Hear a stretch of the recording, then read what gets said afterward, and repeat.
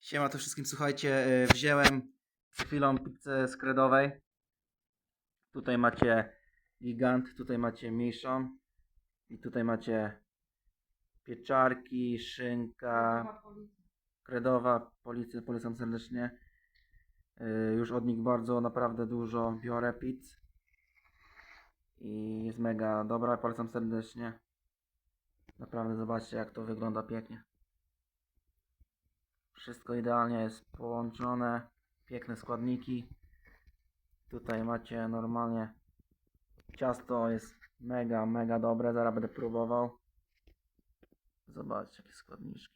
Tutaj możecie tutaj zadzwonić po ten numer. Szybko przewożą, wszystko jest naprawdę mega dobre, polecam serdecznie. Kto jest z Poli, z Szczecina, naprawdę polecam serdecznie, nie?